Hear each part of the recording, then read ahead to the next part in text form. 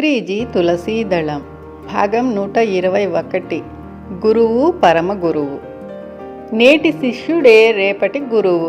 గురువు అంటే బరువైన వాడు, జ్ఞానంతో బరువైన వాడు అన్నమాట. నేటి ముముక్షువే రేపటి ముక్త పురుషుడు గురువు. ధ్యానం ద్వారా దివ్య చక్షువును సంపాదించుకొని ఆత్మజ్ఞానాన్ని పొందినవాడే గురువు. అదేవిధంగా నేటి గురువే మరునాటి పరమ గురువు. పరమ గురువు అంటే చాలా చాలా బరువైనవాడు అన్నమాట. అంటే బ్రహ్మజ్ఞానంతో నేటి ఋషి, రేపటి రాజర్షి, మరునాటి బ్రహ్మర్షి అవుతాడు. దివ్య చక్షువు సంపాదించుకున్నవాడు గురువు, ఋషి. దివ్య చక్షువును సంపూర్ణాతి సంపూర్ణంగా పరిపక్వం చేసుకున్నవాడే పరమ గురువు, రాజర్షి, బ్రహ్మర్షి. 122. నిర్వాణం తర్వాత. నిర్వాణం అంటే దుఃఖరాహిత్య స్థితి. నిర్వాణం తర్వాత స్థితులు ఉన్నాయి. తర్వాత ఉన్నది జన్మరాహిత్య స్థితి. తదనంతరం సృష్టికర్త స్థితి, అంటే తనలోంచి నూతన అంశాత్మలను సృష్టించగల స్థితి, కొన్ని లోకాలను సృష్టించగల స్థితి. కనుక నిర్వాణం అన్నది మొట్టమొదటి స్థితి. తదనంతరం 2 స్థితులు ఉన్నాయి: నిర్వాణం, పరినిర్వాణం, మహాపరినిర్వాణం. దుఃఖరాహిత్యం, జన్మరాహిత్యం, సృష్టికర్త పదవి. ఋషి, రాజర్షి, బ్రహ్మర్షి. అరిహంత్, బోధిసత్వ, బుద్ధ. గౌతమ బుద్ధుడు బోధి వృక్షం క్రింద ధ్యానం పూర్తి చేసిన తర్వాత నేను మహాపరినిర్వాణం పొందాను అన్నాడు. గౌతమ బుద్ధుడు పొందిన అత్యున్నత మహాపరినిర్వాణ స్థితిని, బ్రహ్మర్షి స్థితిని మనం కూడా పొందటమే మన ధ్యేయం. 123. గురువులెప్పుడూ ఉన్నారు, చెప్పేవాడు ఎప్పుడు ఉన్నాడు, వినేవాడే లేడు అనేవారు శ్రీ సదానంద యోగి. శిష్యుడు సరి అయిన స్థితిలో ఉన్నప్పుడు గురువులు వచ్చి తీరుతారు, భౌతికంగా కానీ సూక్ష్మ శరీరంతో కానీ. కనుక మనం సరి అయిన స్థితిలో ఉన్నామా లేదా అని ఎప్పటికప్పుడు మనల్ని మనం పరీక్షించుకోవాలి. మనం సరి అయిన స్థితిలో లేకపోతే గురువులు భౌతికంగా మన ఇంట్లోనే ఉన్నా మనకు ఎంత మాత్రం అర్థం కాదు. ప్రాపంచిక శిష్యులకు, కుచ్చితులకు మోసగించే గురువులే దొరుకుతారు. మోక్షార్హులైన శిష్యులకు మోక్షం పొందిన గురువులే దొరుకుతారు. 124. సాధన చతుష్టయం. ఆది శంకరాచార్యుల వారు వివేక చూడామణిలో సాధన చతుష్టయం గురించి ప్రస్తుతించారు. సాధనలో 4 అంశాలు ఉన్నాయి: 1 వివేకం, 2 వైరాగ్యం, 3 షట్సంపత్తి, 4 ముముక్షుత్వం.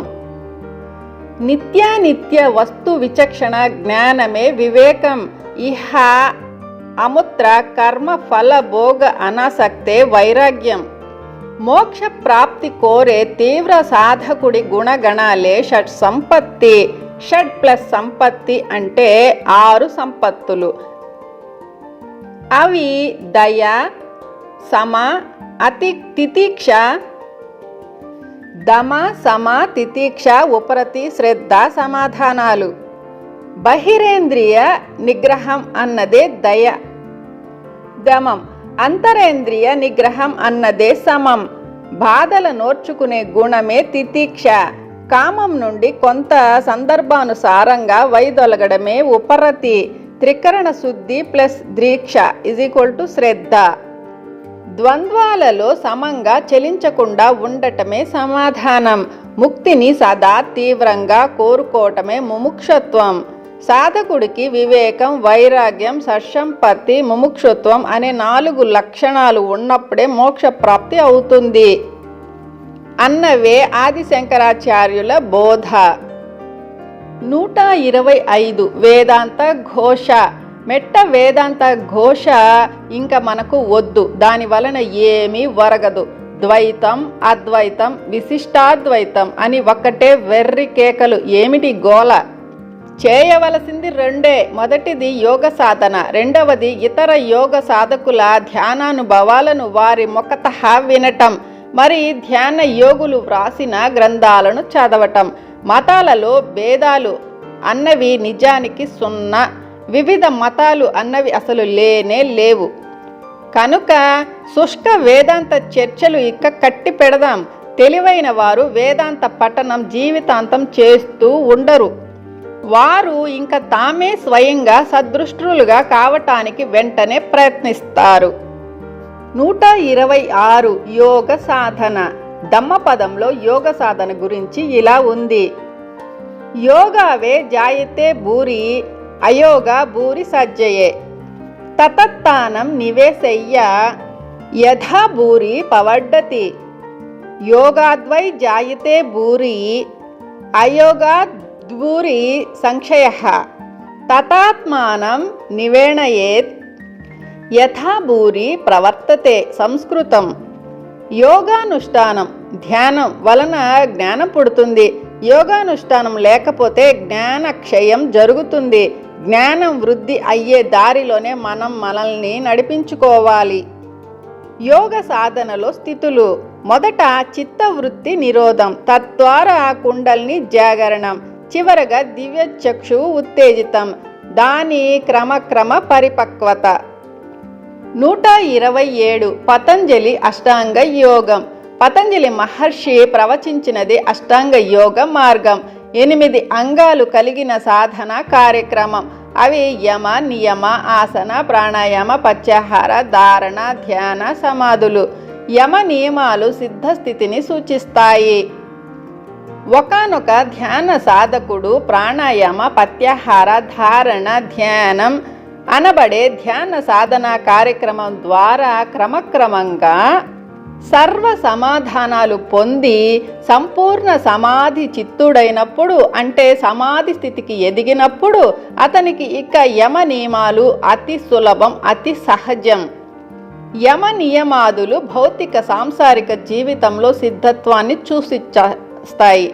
భౌతిక సాంసారిక జీవితంలో సిద్ధత్వాన్ని సాధించడం కోసమే ఆధ్యాత్మిక జ్ఞానం అన్నది విధిగా అవసరం.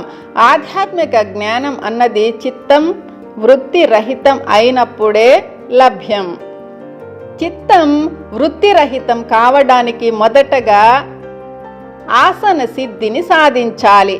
దానితో పాటు ఉచ్ఛ్వాస నిశ్వాసలను గమనిస్తూ ఉండాలి. ఇదే ప్రాణాయామం. అప్పుడు బహిరేంద్రియాలు క్రమక్రమంగా అంతర్ముఖం అవుతాయి. అంతర్ముఖం అయిన ఇంద్రియాల వ్యవహారాన్నే ప్రత్యాహారం అంటాం. చిత్తం ఆలోచన రహితమై అంతరేంద్రియాలు ఉత్తేజితమైనప్పుడు అంతర్ముఖంగా ద్యోతకమవుతున్న అనేకానేక దృశ్యాలను శ్రద్ధగా గమనించడమే ధారణ. క్రమేణా శ్రద్ధగా ధారణ చేస్తూ ఉండగా సూక్ష్మ శరీరం హఠాత్తుగా విడబడుతుంది. అదే ధ్యానం. సూక్ష్మ శరీర యానాల ద్వారా, అంటే ధ్యానం ద్వారా సమాధానాలు అన్నీ లభిస్తాయి. అదే సమాధి స్థితి. పతంజలి మహర్షి ప్రవచన అష్టాంగ యోగ మార్గావలంబనే మన అందరి ప్రథమ కర్తవ్యం. 128 యమ నియమాలు. యమం అంటే నియంత్రణ, కంట్రోలు. మౌలిక ఆధ్యాత్మిక జీవన సూత్రాల మీద ఆధిపత్యం కలిగి ఉండటం. పతంజలి మహర్షి 5 యమాలను ప్రవచించారు. అవి: 1 సత్యం, ఎప్పుడు సత్యాన్నే పలకటం. 2 అహింస, హింసాత్మక చర్యలను పూర్తిగా విసర్జించటం. 3 బ్రహ్మచర్యం, ఎప్పుడు మధ్య మార్గాన్ని అవలంబించటం. 4 అస్థేయం, ఇతరుల ఆస్తి పట్ల అసూయ ఉండకపోవటం. 5 అపరిగ్రహం, మనకు అవసరం కానిది ఇతరులు ఇచ్చినా తీసుకోకపోవడం. నియమం అంటే తప్పనిసరి దైనందిన కార్యకలాపాలు. మన ఆధ్యాత్మిక దైనందిన జీవితంలో కొన్ని కార్యకలాపాలు తప్పనిసరి. పతంజలి మహర్షి 5 నియమాలను ప్రవచించాడు. అవి: 1 శౌచం, శరీరాన్ని పరిసరాలను శుచిగా శుభ్రంగా ఉంచుకోవడం. 2 సంతోషం, మనస్సును ఎప్పుడు ఉల్లాసంగా ఉంచుకోవటం. 3 స్వాధ్యాయం, చక్కటి ఆధ్యాత్మిక గ్రంథాలను సదా చదువుతూ ఉండటం. 4 తపస్సు, నిద్రాహారాదులను క్రమక్రమంగా తగ్గిస్తూ ధ్యానాదులను క్రమక్రమంగా ఎక్కువ చేయటం. 5 ఈశ్వర ప్రణిధానం, అంతా ఈశ్వరమయమే అన్న భావనలో సదా ఉండటం. యమ నియమాలు భౌతిక జీవితంలో హస్తగతం కావాలంటే నిత్య అనునిత్య యోగం ఆధ్యాత్మిక జ్ఞానం విన వేరే శరణ్యం లేదు. కనుక పతంజలి మహర్షి శతకోటి వందనాలు కరిష్మే వచనం తవ. 129 చిత్తవృత్తి నిరోధం. చిత్త సమదో సాధు చిత్తం దస్త సుఖావహం. చిత్తం యొక్క నిగ్రహం పరమయోగ్యం. నిగ్రహింపబడిన చిత్తం సుఖప్రదం అన్నాడు బుద్ధుడు ధమ్మపదంలో. యోగ చిత్తవృత్తి నిరోధ అని అన్నారు పతంజలి మహర్షి. దివ్య చక్షువు ఉత్తేజితానికి ముందు చిత్తవృత్తుల నిరోధం అవసరం. చిత్తవృత్తి నిరోధం అయిన వెంటనే కుండల్ని మేల్కొనడం మొదలవుతుంది. చిత్తవృత్తి నిరోధం అంటే మనస్సును బుద్ధిని శూన్యం చేసుకోవడం. ఉదాహరణకు ధ్యాని కానివాని చిత్తం. హైదరాబాదు అబిడ్స్ రోడ్డు సాయంత్రం 6 గంటల సమయం మాదిరి గజిబిజిగా ఎప్పుడూ ఉంటుంది. అయితే ఆనాపాన సతి ద్వారా అదే చిత్తాన్ని అబిడ్స్ రోడ్డు రాత్రి 2 గంటల సమయం మాదిరి నిర్మానుష్యం చేసుకోగలం. మనస్సులో ఉన్న పనికి రాని ఆలోచన పరంపరల గందరగోళం నుంచి రణగోణ ధ్వనుల నుంచి ప్రశాంతమైన స్థితికి చిత్తాన్ని మళ్లించడమే చిత్తవృత్తి నిరోధం. నిశ్చల చిత్తే జీవన్ముక్తి అన్నారు కదా శంకరాచార్యులు. అంటే చిత్తం నిశ్చలమైతే అదే ముక్తి అని. 130 ఆనాపానసతి. ఆనాపానసతి ఆలోచనలు దివ్య అనుభవాలు. మన ఉచ్ఛ్వాస నిశ్వాసలతో మనం కలిసి ఉండాలి. దీనినే పాళీ భాషలో ఆనాపానసతి అన్నాం. ఆనా అంటే ఉచ్ఛ్వాస, అపాన అంటే నిశ్వాస, సతి అంటే కూడుకొని ఉండటం. మన పనికి రాని ఆలోచన స్రవంతి నిలిచిపోవడానికి ఒకే ఒక అద్భుత మార్గం ఆనాపానసతి. మన పనికి రాని ఆలోచన స్రవంతి నిలిచిపోతూనే ధ్యానానుభవాలు మొదలవుతాయి. ఉచ్ఛ్వాస నిశ్వాసలను గమనించినప్పుడు శ్వాస క్రమక్రమంగా చిన్నదవుతూ నాసికలోకి వచ్చేసి చివరికి నాసికాగ్రంలోకి చేరుకుంటుంది. ఆ పరిస్థితిలో ఆలోచనలు ఇంకా రమ్మన్నా రావు. నాసికాగ్రం అంటే భ్రూమధ్యం అన్నమాట, అంతేకాని ముక్కు కొన కాదు. ఆనాపాన సతిలో కుంభకం అంటే శ్వాస బిగబట్టడం అన్నది ఉండకూడదు. ఏ మంత్రోచ్చారణ ఉండకూడదు. ఏ ఇష్ట దైవ రూపధారణ ఉండకూడదు.